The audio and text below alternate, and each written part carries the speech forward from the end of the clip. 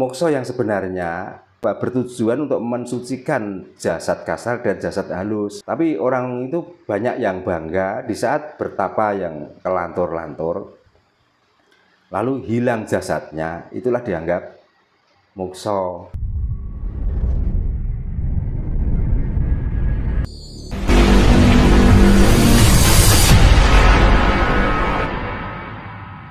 Oke, selamat malam Pak Darno, Rahayu. Halo Rahayu.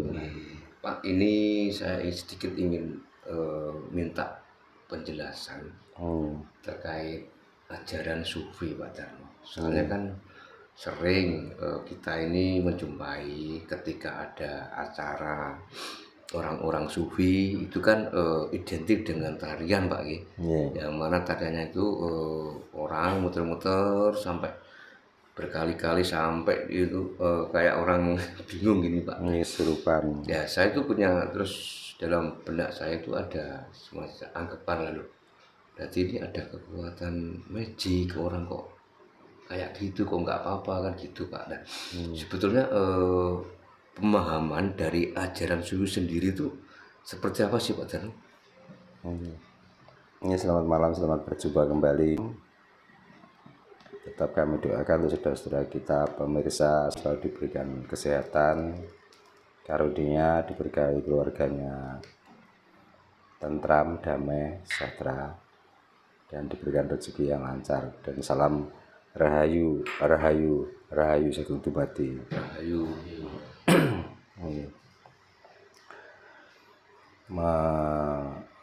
Mengupas atau menjelaskan tentang sufi, karena sufi itu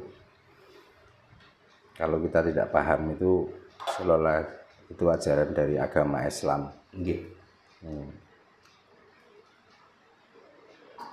Ya memang dengan memakai bahasa sufi itu banyak yang mengerjakan juga orang-orang yang beragama Islam. Tapi sebenarnya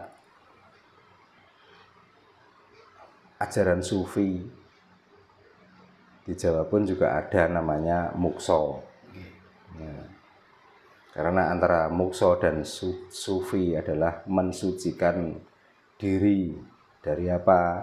Dari kekotoran hati, dari kekotoran perilaku, dari perbuatan, dari perkataan, dan untuk memusatkan pikiran kita bahwa kita itu hidup, dalam arti hidup itu untuk mencukupi kebutuhan hidup, dalam arti mencukupi tidak berlebihan, tapi mencukupi itu sekedar cukup untuk hidup pada hari ini. Maka perilaku sufi tidak membutuhkan menumpuk harta atau mempunyai kemewahan harta atau memiliki benda-benda yang berharga. Yang maksud dan tujuan orang yang sudah belajar di dalam ilmu sufi, bagaimana kita itu menjalankan kodrat hidup dari Tuhan yang Maha Esa, supaya kita itu selalu di dalam kesucian. Karena hakikatnya manusia itu suci, dilahirkan di dunia ini.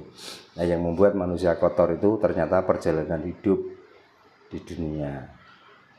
Maka dari rasa takut mengkotori hidup ini, maka banyak orang yang melakukan ilmu atau aliran sufi.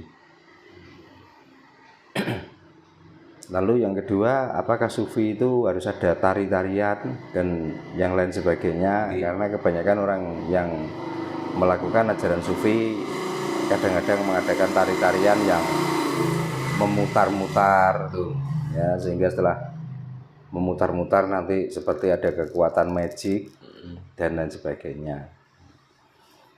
Kita nggak usah belajar ilmu sufi, kalaupun kita itu mau, di saat pikiran kita lagi kacau, pikiran kita lagi dihadapkan dengan beberapa masalah.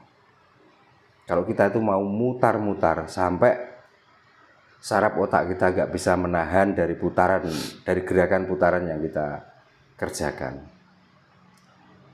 otak kita juga akan bersih. Jadi pikiran yang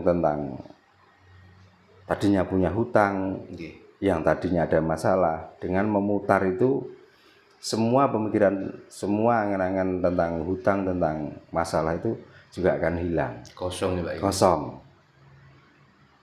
Nah, kenapa kok begitu?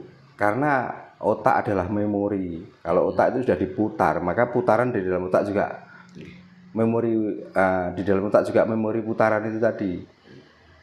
Jadi yang terbayang di dalam otak atau di dalam hati bukan urusan tentang masalah, bukan urusan tentang hutang piutang, tapi yang terasa di dalam otak itu adalah putaran yang sangat keras itu tadi. Ya, bisa kita contohkan ya. Di saat kita waktu dulu zaman kecil, kadang-kadang tidak sadar lalu memutar yang sangat kencang. Bumi ini tidak goyang, tidak gerak apapun, tapi badan kita itu seolah-olah digoyang-goyang, seperti diputar-putar, sehingga kita jalan sempoyongan, berdiri pun tidak bisa tegak. Kadang-kadang kita tuh jatuh di atas bumi. Nah, aliran sufi yang mengerjakan putaran, yang mengerjakan zikir dan lain sebagainya itu adalah sarana media untuk apa? Untuk mengosongkan otak kita, untuk mensucikan perasaan kita, untuk memberhentikan ucapan kita. Sebenarnya sama dengan perilaku mukso. Mukso, kebanyakan orang yang belum paham tentang arti mukso, seolah-olah dengan menghilangkan jasad, bertapa yang berlarut-larut, menghilangkan jasad itulah jalan satu-satunya mukso. Padahal mukso yang sebenarnya bukan itu. Bersiapa Pak? Mukso yang sebenarnya yang dimaksud untuk menghilangkan jasad itu bukan jasad wadak ini, tapi apa yang membuat beban di dalam wadak, apa yang membuat kita itu sampai kadang lupa diri dan lupa daratan. Kebanyakan orang itu memenuhi kebutuhan wadak. Maka barang siapa yang bisa menghilangkan keinginan wadak, dalam arti badan kasar ini, sampai orang itu tidak bisa mengikuti hawa nafsu badan halus, ya itulah dinamakan mukso. Berarti orang itu bertujuan apa? Bertujuan untuk mensucikan jasad kasar dan jasad halus. Bukan berarti menghilangkan yang kasar dan menghilangkan yang halus itu mukso. Tapi orang itu banyak yang bangga di saat bertapa yang kelantur-lantur, lalu hilang jasadnya, itulah dianggap mukso. Makanya sampai sekarang itu masih banyak peninggalan orang mukso yang gagal, termasuk BK, Bathara Karang, atau Jenglot. Itu kan hasil-hasil mukso yang gagal. Berarti intinya pemahaman moksa, kalau orang sekarang kebanyakan kan mengimplementasikan bahwa moksa itu termasuk kematian yang sesat Pak. Ya kalau saya pribadi, intinya. Ya kalau sesat kok kasar ya bisa dikatakan kesasar lah. Ya. Karena manusia itu harus paham, kita itu diciptakan dan terbentuk jadi manusia ini dari unsur 4 perkara, dari api, air, angin, dan bumi. Ya otomatis dengan bentukan jasad ini adalah pertanda 4 unsur yang sudah menjadi satu dalam tubuh ini. Maka jangan hilangkan. Jadi kalaupun mati, biar mati nyawanya saja. Raga ini biar utuh supaya kembali ke asalnya kembali. Tapi kalau dipaksa jasad ini harus hilang, berarti kan sudah menyalahi kodrat atau kehendak alam. Gitu.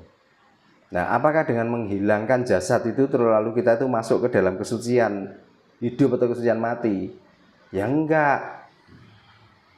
Apalagi di dalam agama sudah dijelaskan bahwa mati itu inna lillahi wa inna ilaihi raji'un. Dalam arti asalnya kita dari mana dan akan kembali ke sana. Nah, itu pun menunggu di saat roh kita itu hilang dulu. nggak kembali itu waktu roh masih ada. Itu kan namanya penyiksaan roh dalam jasad. Nggih. Nah makanya sekali lagi ya mohon maaf barangkali pemirsa ada yang kurang pas dengan apa yang saya jelaskan, karena sudah pernah saya mengupas tentang mokso. Ya, banyak orang yang menyalahkan, oh salah pemahaman seperti itu. Mokso adalah kesucian yang sangat tingkat tinggi. Betul.